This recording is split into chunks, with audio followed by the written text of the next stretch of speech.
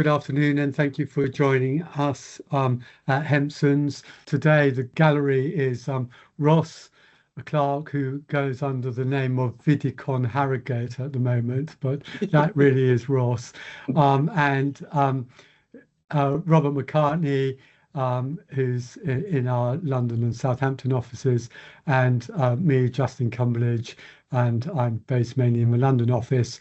We're all part of the Hempson's corporate healthcare team. So there are eight of us who are mainly doing primary healthcare work, and it's all the corporate side. So none of the not property. We don't deal with property. We've got colleagues who do that, and the employment side.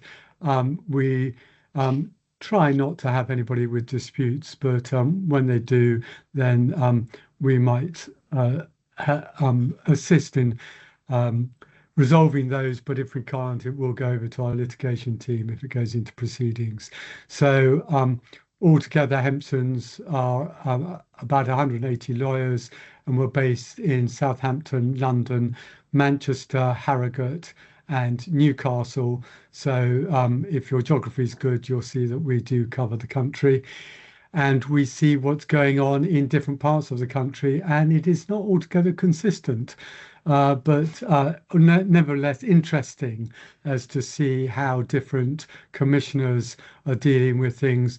But even more interesting is the innovative, proactive, and way that many of the providers who see opportunities each time there's a change and jump onto it and really make a big difference to patient care through their initiatives. So I think now we'll go over to Robert, who will just introduce today's agenda. Thanks, Justin. So we have got a rough agenda. We're going to be working through each of these kind of areas, but we do want to hear from you. We want to hear your comments, any situations that you've seen, as this does continue to be kind of an evolving situation.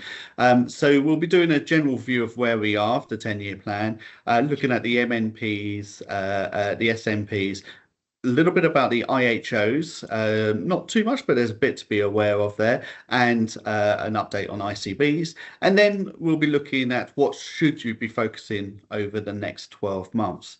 And I think I'll probably start with that point now. Why 12 months? The latest information that has kind of been disclosed is that we are unlikely to see any contracts now until April 2027. With the idea that both the MNP documentation and the SNP documentation will hopefully be subject to a consultation, ideally throughout the summer, with a view to going live in April. A lot of this is taken from a podcast with Sir James Mackay from last week, where he indicated that there was going to be this further delay to allow for the system to kind of settle down and looking at how to structure the neighbourhoods at kind of a local level more, rather than trying to be too kind of hierarchical. This does obviously change the agenda, but it isn't that surprising. Bear in mind, we're halfway through February. It felt increasingly unlikely that we would be receiving anything come ready to go live in April. But it is an acceptance of the kind of the challenges that have come through making this level of change within the NHS. This was all first published in the summer last year. There have been various commitments, written commitments in documentation saying that various documents would be published, and that hasn't materialized. It's our understanding that that's largely due to the feedback from consultations. So hopefully the documentation that does come back will reflect lessons that have been learned and feedback from the system, whether it's through the official bodies of the kind of the GMC and the Confederation and whoever that might be, but also feedback from the actual providers who are actually trying to implement this, particularly in like the pilot site areas. So within that context, we are now looking at 12 months to really maximise the opportunities for the providers, for the neighbourhoods, and knowing our audience in particular with primary care. So starting with the MNP contract, what we do know about this has been revealed is that it is likely to be a schedule to the existing NHS standard contract. Now, that is not unusual. Currently, there's a Schedule 2L, for example, which incorporates APMS terms and conditions into the standard contract. And I wouldn't be at all surprised if we see something similar that tries to incorporate the principles of the MNP into existing NHS standard contracts. There may be brand new contracts that are published specifically for that, but in the spirit of collaboration, I wouldn't be that surprised if we see a number of variations to current contracts, subject to procurement, which we'll touch upon more in a moment. There does remain some functional uncertainty in this approach. The services in particular are unclear as to where does that responsibility sit in the context of the MNP. It feels very much like the default position will be a hierarchical kind of contractual position with a lead contract providing services and then subcontracted services kind of flowing down into the SNPs and further down into the actual individual providers, be that practices or dentists or pharmacists or whomever it might be. But that hierarchical contract and hierarchical arrangement needs to be working in collaboration. So appropriate alliance and collaboration agreements will need to be developed and are being developed in various areas to say that the kind of traditional hierarchy is not kind of imposed. It is more of a shared obligation and shared ways of working. The other gap. The other thing I think Robert say is when we come to Jim Mackey's comments, which is a further slide, there's a window of opportunity in the year to actually take control, in a sense, of proposing things to the centre, and the contract might not be that important in the context of if you can deal with ICB's proposed services and actually get them running in the year ahead before the template contract comes out. It still will be important, but effectively, if Robert's right, which we think it will be, it's be an NHS standard contract with a schedule. There's an opportunity to sort of devise that schedule in the year ahead, the services you can deliver and the terms with the ICB, and then they could just drop in to the schedule when it comes out. Yes. And I think the that freedom and flexibility that will be touched upon will be kind of music to the ears of many who really just want to crack on and deliver changes. There will, however, be many others who will say, actually, in their area, they just don't genuinely experience that freedom, so it could be restrictive. But we'll come to that in a bit more detail on a separate slide. The other final point on the MNP context is there were several tasks that have been removed from ICBs and functions that don't currently have a home. So how and where they will be provided from, we're thinking things such as estate management, infection control, medicines management, these kind of functions that are coming out of the ICBs. It's still unclear where they will fit. And that's probably the biggest risk, bearing in mind the changes that the ICBs are going through. That's immediate and facing the system from kind of a compliance side. And that's another important element in this is the ICBs are almost in chaos, and possibly another reason why there's a sort of year's moratorium on the contracts coming out as well. Yeah, there's a comment that Williams made in the chat that the uncertainty on the new contracts, the ICBs, GMS contracts being changed, and what's happening at PCN levels all really make forward planning quite difficult. But I'll talk a bit more about that later. The other point that William just asked, I don't know, Robert, if you've seen it, or Ross, you've seen anything, but I haven't actually seen any feedback from the pilot projects. No, I think I haven't seen anything formal. We've got a slide coming up about some lessons that are materializing from, but that's from the provision of support in those areas that we're involved with, but nothing formal. So this is kind of some lessons that we've identified so far. And yeah, we've had a couple of pilot reviews very recently, so there's a slide we'll come to on that might give some clues, as Robert says. So just moving on to the SNP contract. Again, same points here. This is we expect it will be going out to consultation in the summer. There was a document that suggested that we might still see a model. I think they're using the term the blueprint neighbourhood, which apparently would still be published in February. We'll see if that does materialise this early. But either way, it's the same points as the MNP. Don't expect any rapid change between now and April. It will be a steady process that ties in with everything that William has highlighted.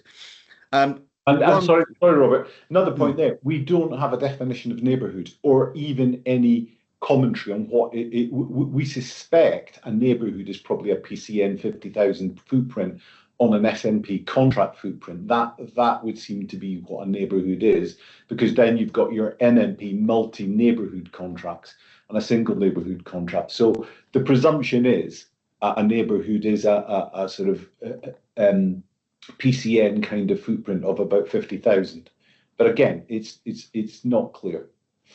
But they have made it clear it's got to be geographically based. Yeah, and we'll talk about, well, there it is in the slide about the donut.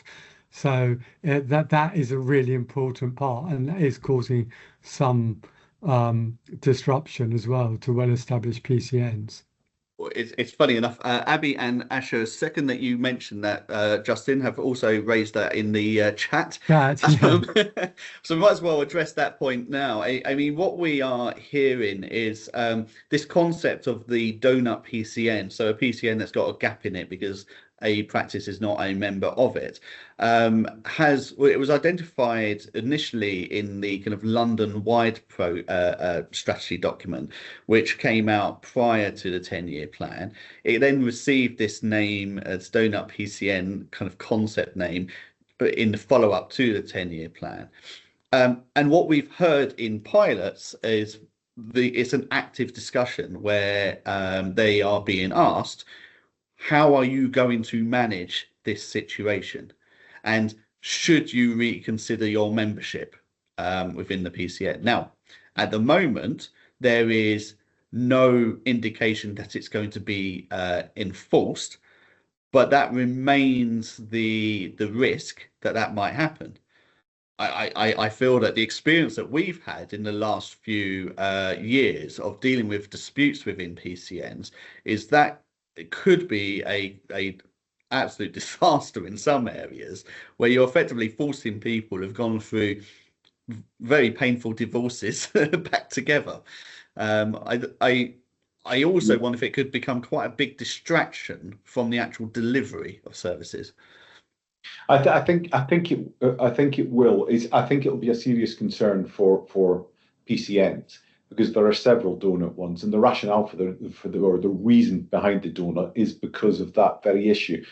The practices do not want to join with other practices, and therefore that's the case. And perversely, we've dealt with a case where an ICB tried to force a practice into a PCN, and we were successful in rejecting that because the DES specification, or rather the DES directions, specify that all of the practices must be contiguous, i.e. they must be touching each other's border, no donut holes. So this was a donut, a practice beyond our practice. So it's a really inconsistent message. they want to, and you can understand the rationale for not having these gaps in the middle. But the reality is, I think they'll find it very hard, if not impossible, to mandate that. And I think that's why it's changed to discussions about imposing or discussions about managing this rather than you must do it, because it will be a big distraction. Yeah, I think the other thing, just to say, it's very possible, and actually I've just seen someone says that in the chat, that we're not talking about single PCNs becoming single neighbourhood providers. It could well be multiple PCNs. So that will change the nature of that group, which you hopefully have built up trust and confidence in the last 6 years or 7 years, and now it's going to be sort of disrupted again, in that you might have to be substantially larger. But then if you have got a GP federation, it may be that the GP federation could be your SNP. So, I mean, the federations are obviously of all sizes, from PCN size up to 250,000 or more, and that's place level. So one thought is SNPs really ought to be running at a place level. You know, that's a London Borough type size organisation, or the size that a district general hospital would normally be serving, which would make some sense in that you would then have a primary care provider which is of similar size to the secondary care provider, and also hopefully give you the bargaining power that you need in any negotiations. One thing I just additional point wanted to add in relation to the SNPs was about the membership, because we're still talking about PCNs and PCN size, but of course the neighbourhoods are expressly meant to include a whole range of other services, you know, community pharmacy, dental, plus social services. It was interesting, there was a discussion about justice services in a particular area. So these are areas that would need to be clearly defined as to how they get incorporated in the neighbourhood, something which was an aspiration of PCNs but never actually materialised. And I don't think they can miss out on that arrangement at this stage. With that being said, I think it might be worth mentioning some of the lessons that we've learned from the pilots that we've seen, and I'll just hand over to Ross on this point. Yeah, we've been asked to do a few reviews on pilot projects, and there's a sort of theme as well. So the starting point is they've used the GMS contract with a variation, a contract variation around Part 12, which is in effectively enhanced services, with a schedule that details all of the changes. So a contract variation. Now that kind of aligns with the sort of PCN model, but the devil is in the detail, and that's the variation, the annex, where that needs to be checked carefully, because they're quite extensive. A lot of them look as though, the ones we've looked at look as though they've been copied from other bits and stuff's put in. There's definitions that aren't defined. There's it's a practical working document. From a lawyer's point of view, you think there's quite a lot of holes in it. It doesn't address several bits, and we'll come to the sort of missing bits at the bottom. So it's not a perfect solution. They're being put together by ICBs, I think, but the annex certainly is in the detail. Now, what's really interesting, though, in terms of what the centre wants to do, what ICBs want to do, is they're providing for single nominated organisations, in other words, GP provider federations, but they're calling them SNOs, single nominated organisations. And there's a requirement we've seen for the SNOs to receive all the funds, establish and manage a programme board, and determine with the contractors how the funding is to be distributed. So that places quite a lot of responsibility and control in the hands of the GP Federation, because the funds are held, and then the SNO or federation needs to agree with the practices how the funding is to be distributed. But the idea about the programme board and the SNO is they will be a sort of lead body managing and facilitating and coordinating the whole exercise. Now, the interesting part though is, although the SNOs in the various regions are actually then named, the GP Feds are named, they're not actually a party to the contract variation. So in a way, from a legal perspective, it's a bit strange, because they cannot enforce the arrangement. So we're missing stuff again, which we'll come to in the latter bit. But the point to pick from this is, it seems clear that the ICBs want scale. So they don't want to be dealing directly with practices. They want to be dealing with large organisations, ideally at federation level, because that is the kind of size they want to deal with. They like them because they should have, and they expect to have, good governance, good control, good safeguards, good monitoring, etc., etc., etc. And that's what the centre wants to do. They don't want to be dealing with individual practices, or even at PCN levels. So this is quite a good indication of where it's going. And it's like we've been saying for years, scale is everything. And GPs need to be present at every level within their practices, PCNs, but also have a good and effective federation to secure these kind of contracts.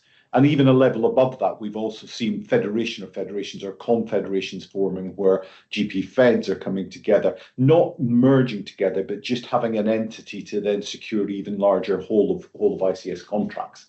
So it's being interesting to see, and I guess the annexes to these could easily switch to being annexes in the NHS standard contract when we get the template contracts, because as Robert highlighted, we've got a precedent in using the PMS provisions stuck into an annex to the NHS contract. So we can easily see that actually that will be the structure, and they won't need to do very much. We won't have a separate MNP contract. It will be an NHS standard contract with the schedules. But the opportunity is in this next 12 months to devise and develop these programs from the pilots. But actually, when we come to look at Jim Mackey, what he says, there's opportunities then to set up and promote your own sort of annexes of what you would deliver, what you could deliver, and the kind of funds you would need from them. But, obviously missing from that, as I highlighted, the SNO is not a party to it. It doesn't cover the agreement between the practices, or the agreement between the practices and the SNOs, or with any other neighbourhood partners. So that's a job that needs to be done, because the other thing from the pilots is it's clear that they want a sort of whole of neighbourhood approach. Therefore, the services are available across the whole of the neighbourhood, and it shouldn't be practice by practice. Any patient of any practice can go to any practice and have it delivered. That's kind of the theme behind it. Another interesting bit, which is relevant to the 10-year plan, is, and we haven't put it on the slide there, but in a couple we've seen the fundamental aim is to free up GP time by significant amounts to allow GPs to focus on long-term care conditions, because that if you think about it is the mantra for removing stuff out of hospital. We want to stop people going to hospital, and therefore people with long-term care conditions tend to end up in hospital. And the idea is to change general practice so that GPs are freed up with time to deal with long-term care conditions and avoid people going into hospital. So the pilot projects have been quite useful that we've seen to sort of steer a sort of general future. But I think the pleasing bit is that they have recognised single nominated organisations, i.e. GP federations, as entities that have an important role to play, and they're recognising that at long last. It was always, we recognise there are feds out there, but we can't really contract or deal with them. Now, they're still not directly contracting with them, but effectively they're recognising their importance and want them to hold the funds and establish and lead the programme board and to manage the projects. So Ross, one of the questions that's come in from Vicky has said, what is the risk to individual practice GMS, PMS contracts in all of this? Whilst you have a moment to think about that, I think my perspective on this is that this is very much kind of, for want of a better term, kind of trickle down commissioning, where the priority from the commissioner perspective is to get these single nominated organisations that they can work with to hold the contract, to say, you are taking on this responsibility, everything that Ross has just said. But that doesn't mean that the practices themselves don't have their core functions that are absolutely at the heart of their GMS, PMS contracts, and don't have a central function in that new model to actually deliver the services, because the entity that's holding these contracts in most cases is unlikely to be the ones who are actually seeing the patients at the end of the day. But there is a risk here, because if you're a single nominated organisation, you yourself might not want to work with 100 practices across your locality. There might be other kind of limits and challenges that they are facing in terms of the next level down. And coming back to your point about the risk, there is certainly that risk to the GMS contract. Now, we have suggested in reviewing these that the way you deal with that is you seek to amend the contract variation to effectively take away the rights of the ICB to terminate the GMS contract in relation to the enhanced services. So effectively, you limit the remedies in relation to the enhanced services to going down the NHS dispute resolution procedure or terminating the enhanced services arrangement. But under no circumstances should anything that goes wrong with those arrangements be allowed to leak into the GMS or PMS contracts or agreements. And that's not in the drafting that we've seen, but that was one of our recommendations, is that should be put in, because that is a key point that we've heard from practices that are involved in areas where these pilot projects are taking place. So the next bit I just wanted to address was about the ICBs. We'll be fairly swift on this. As we all know, there's huge uncertainty still. Most individuals know whether or not they've got a job, to be kind of blunt about it at this stage, and it's now a case of implementing those changes. There are inevitably going to be major changes and major strains on the resources in the ICBs. If they're losing significant numbers of their workforce, there is going to be a decrease in the amount that they can then actually manage and take forward. And I think that's why there's such a key part of clarifying what the role of the ICB is. We've seen the concept of the blueprint ICB. We understand what the kind of objective is, but in reality, how's that going to work? If they've got less resources, they're going to be pushed towards a more of a partnership working model with reliance on the neighbourhoods, however they're ultimately defined, a reliance on the neighbourhoods to really inform the commissioning that they then undertake. They will clearly have a function from a contract management perspective. That bit, if anything, is firmer and clearer than it's always been, to be fair, on contract management. Even though, Robert, I think in time a lot of that will be pushed out to the feds. I think they will even potentially delegate, or you can see in the pilots where they're looking for the federations as SNOs to manage, and so you can see a really slimmed down ICB just not having the ability or the staff or to be able to deal with everything.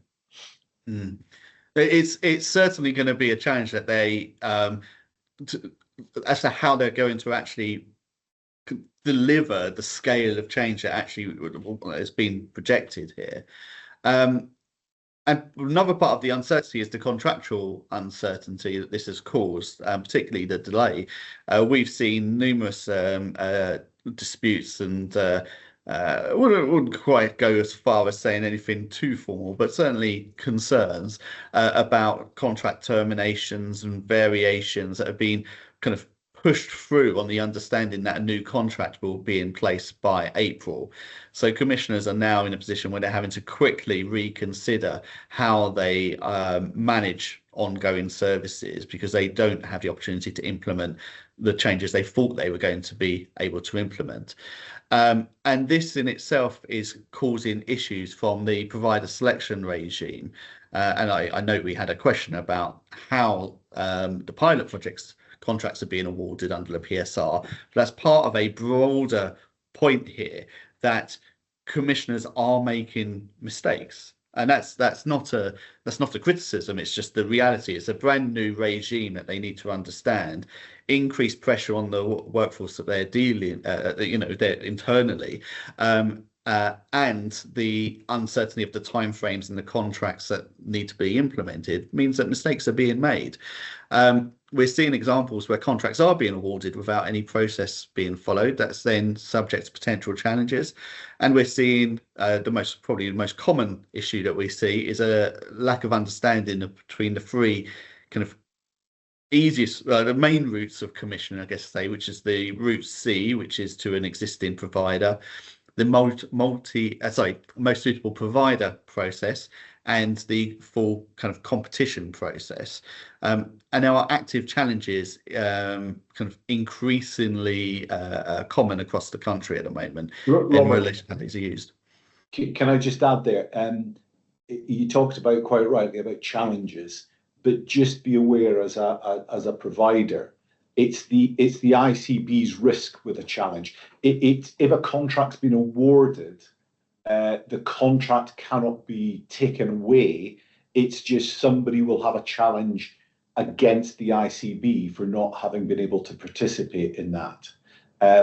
They might, if the ICB are running a process such as most suitable provider, there is a possibility that the contract won't be awarded because somebody's challenged something and said, I don't think that person is the most suitable provider.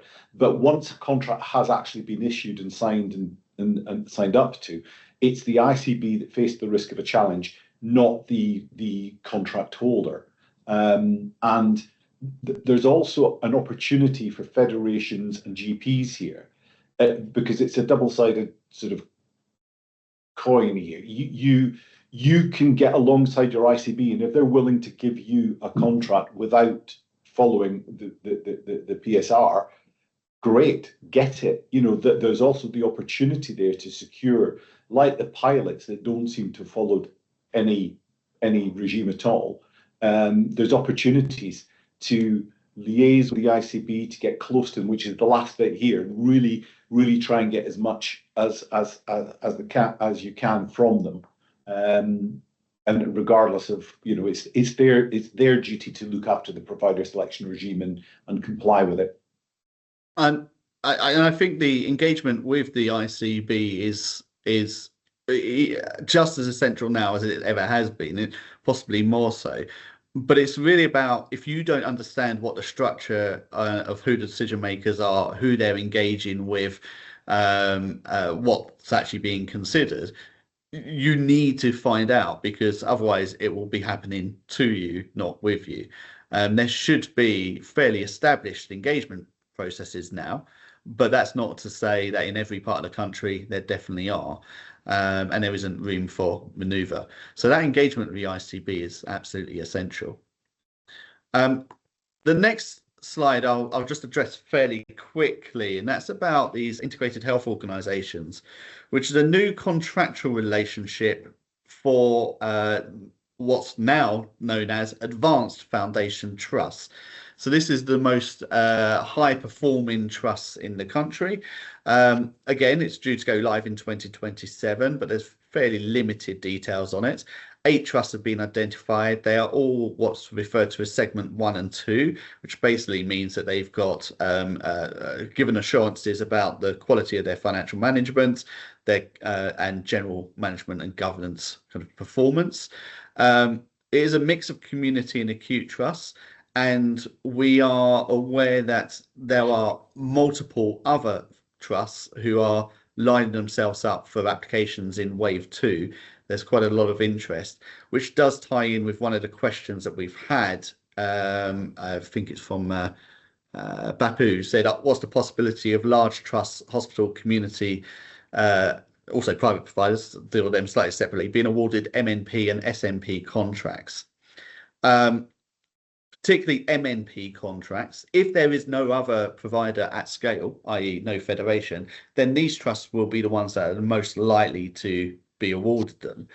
And if they're an IHO as well, so they've been given additional delegated authority over the budgets, it would be very logical for them to say, we are the kind of de facto MNP for our locality.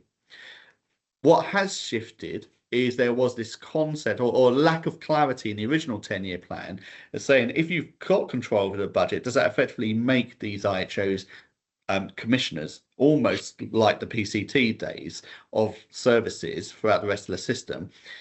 The guidance that's subsequently come out in the blueprint document and the medium plan documents says that they will be working with neighbourhoods, not be kind of commissioning them. So there's that relationship is really unclear. But it's going to be absolutely essential, especially if you're working in an area in which an IHO is due to go live next year. And even if you think you're in an area where they're likely to have one within the next 2 years, being really clear as to their scope and how that differs from your scope as a neighbourhood is going to be kind of underpinning that relationship going forward in the long run. Just some thoughts on this. Sir Jim McKay did a Robert, sorry, I know you're from the beautiful deep south. It's Jim Mackey. Oh, my apologies, Jim Mackey. So Sir Jim was on a podcast about a week ago and was expressing kind of some various opinions on the development of the 10-year plan and neighbourhoods. And we've just pulled out just 2 quick extracts from this. There's an article about it in the HSJ this week as well.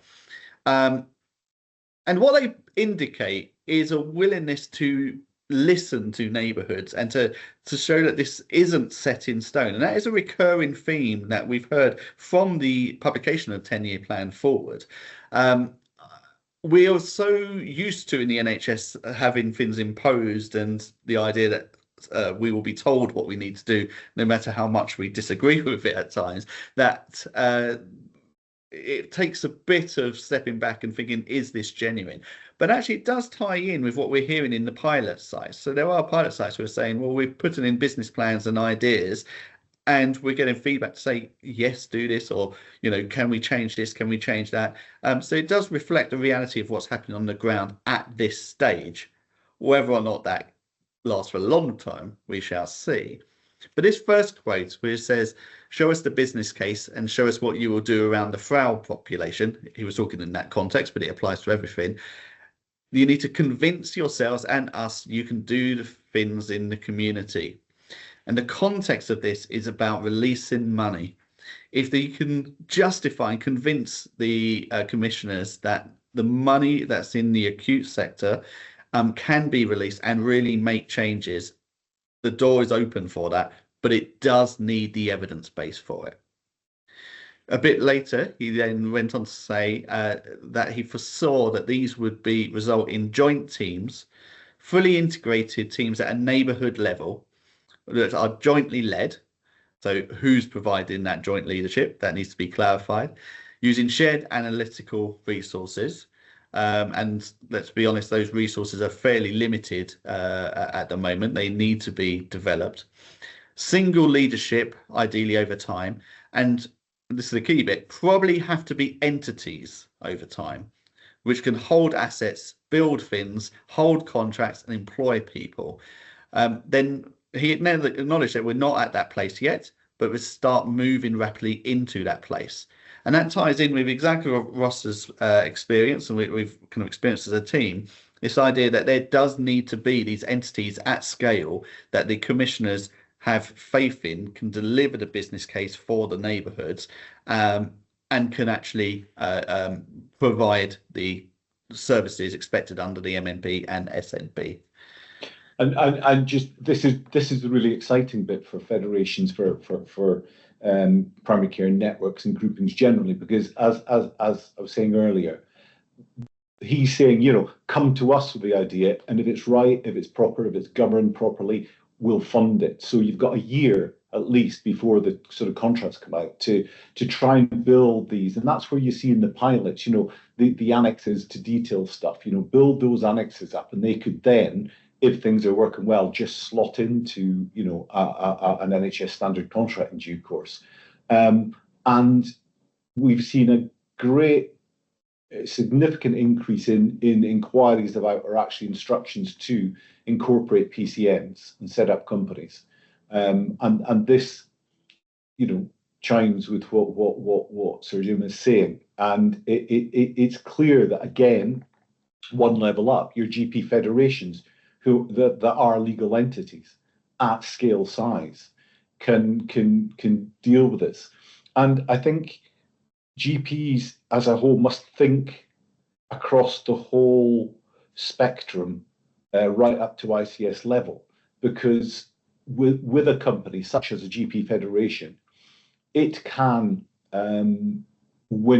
secure contracts, but retain control at PCN level by, for example, setting up a subcommittee of the board, where that subcommittee is basically, the PCN delegates sit on the subcommittee and they make decisions, so they can effectively have control over contracts and staff, etc., within a GP federation. Now, that's not to say that you wouldn't establish PCN companies at PCN level. Most probably, that would be the case. You would want to do that at PCN level, and that's what we're seeing a lot of inquiries and instructions about just now. But the direction is clear. The kind of partnership model doesn't work for this because it's individual liability from the partner's point of view, but from the centre's point of view, it's too small and fragmented. They want large-scale corporate entities to be able to give single contracts out and let that, that entity then subcontract and manage and secure the delivery of all of that across the area. And it's not that they don't like GPs. A lot of people say, oh, they hate GPs. I don't think they do, but they want to have, this is more efficient. It saves money. This all is about saving money. It saves money because they have a single contract goes out and lets a GP federation or a PCN or a PCN company then deliver the services, manage them, and supervise them and govern them. And that's effectively time and money and people not in the ICB doing that, which is back to this, Britain is broke. It's a very thin down ICB. This is the opportunity that arises for primary care at all levels, is to secure that. So the question that's come through is, would we advise PCNs to incorporate, or is the expectation that PCNs will be fully disbanded when neighbourhoods come in? I'll let Justin and Ross think about that one for a moment, but Robert, I'm just sort of conscious that the next slides are being discussed quite extensively, and so should we just move on to that, because I think we'll cover quite a lot of the questions if we can get on to that. So really, this is about what to do in the next coming year. Now, you've been given a year to organise and to begin with, identify who you want to work with, who you're going to collaborate with, whether you're maybe to begin with, are you going to be forming an SNP? Is that why you're interested, or an MNP? So that obviously depends on your organisation and the population that you're covering. But one of the fundamental things, and that really comes back to IHOs and advanced trusts and what they're going to be given, and is what Robert said earlier about the centre having faith in you.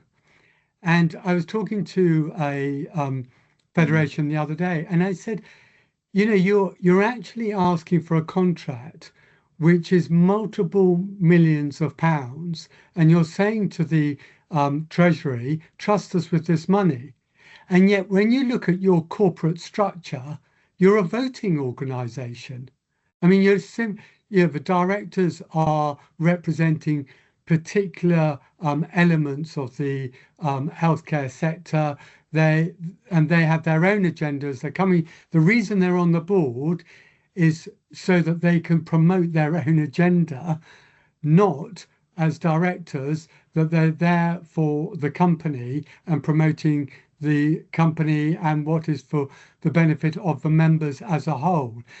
So for some people, there has actually got to be a real change in mentality, which might mean a change in the board makeup as to what you are as an organisation and how your governance is set out so that it's robust and is absolutely convincing that it will be a good custodian of public money and spending public money. Because if you can't win that argument, you're not going to win any contracts. I mean, to be brutal, you're just going to have, the bits that fall off the table. And if you want to, particularly if you want MNP type contracts, you've got to be incredibly robust. Because if you look at it from a commissioner's point of view, you've got this stack of money which you've got to award to somebody. If you award it to an NHS trust, well, they're already bust, aren't they? So, but it's a public organisation, so that money is going to stay in the public realm.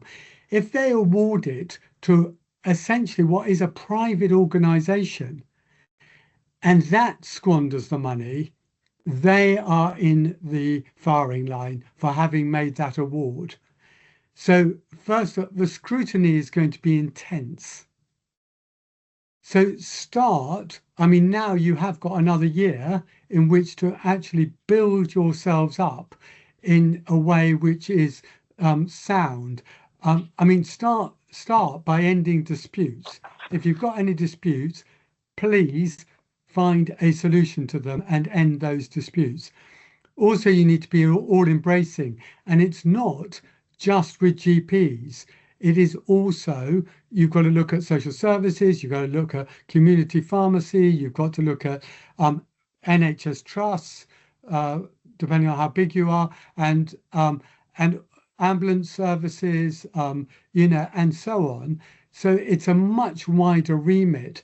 I'm a firm believer that GPs should be absolutely in the centre of this, but you have got to build around you that community and engage with it, and that whole service provision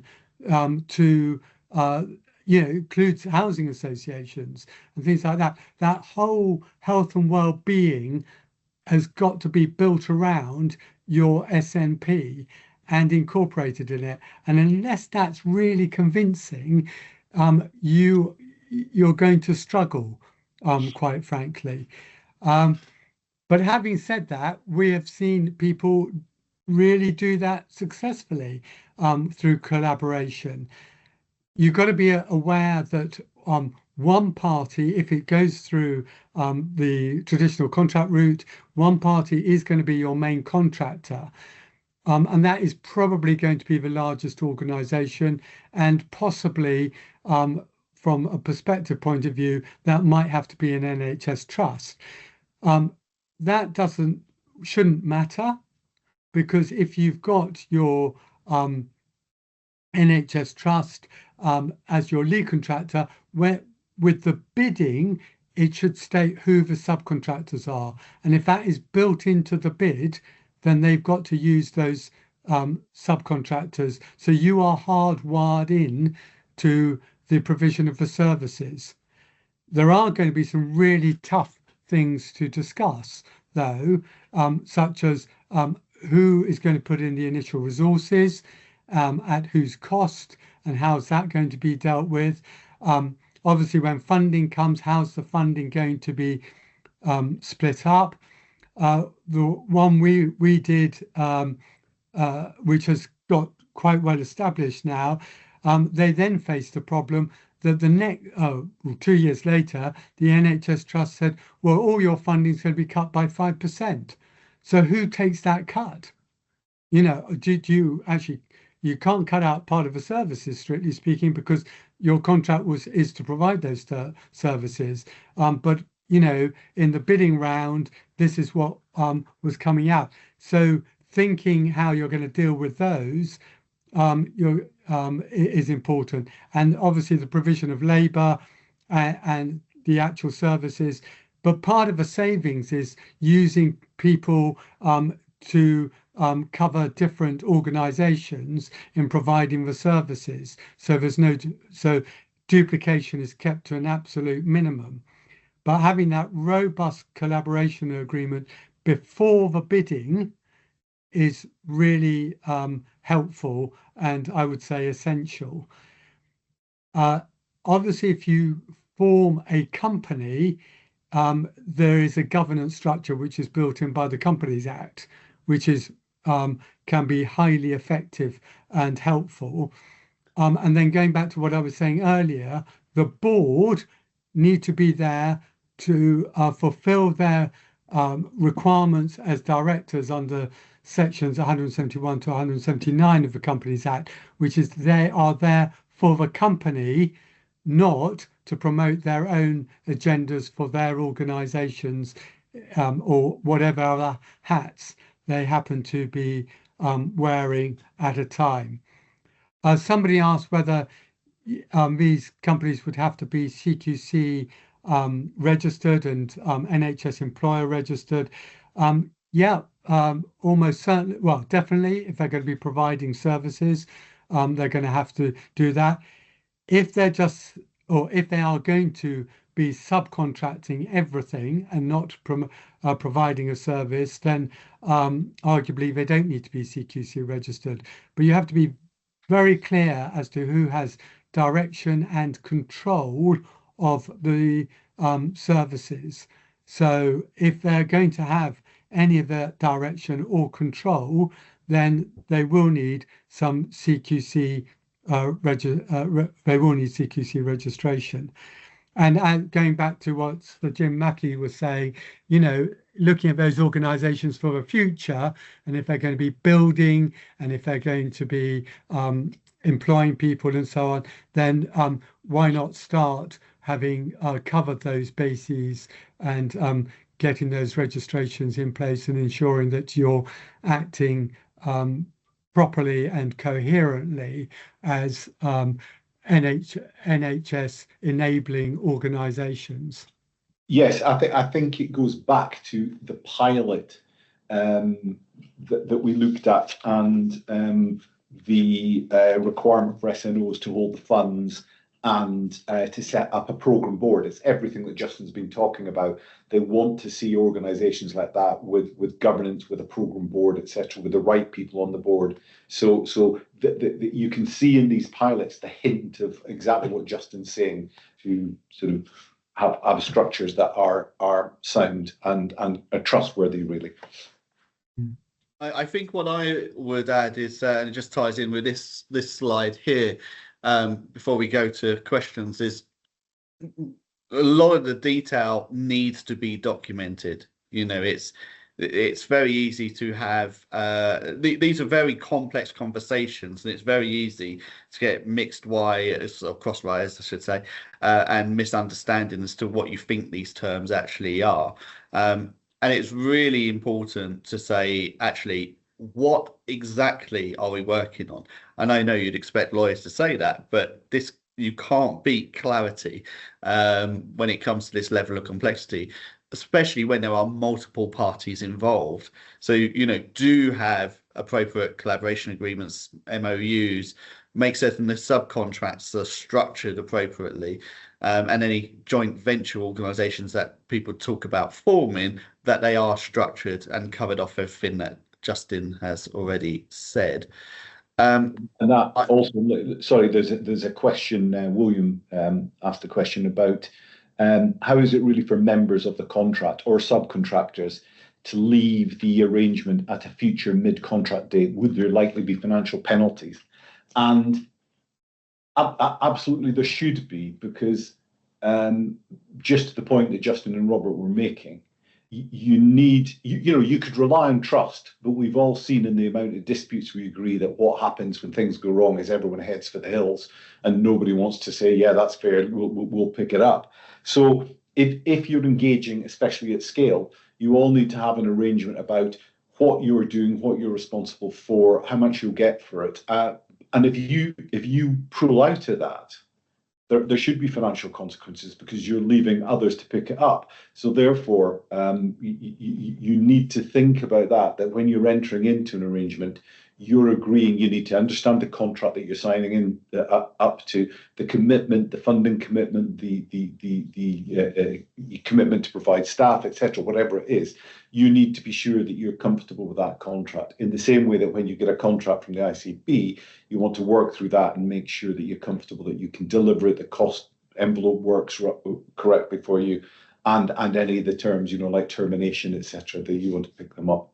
Yeah. And I think just in the last minute, just to take us right back down to earth again, many of you on this call I know are GPs in practices with PCNs, and picking up on a few questions here, get your PCNs really ought to be quite well sorted now. If you're still relying on a PCN agreement from 2019, have a look at it and see if it really is fit for purpose.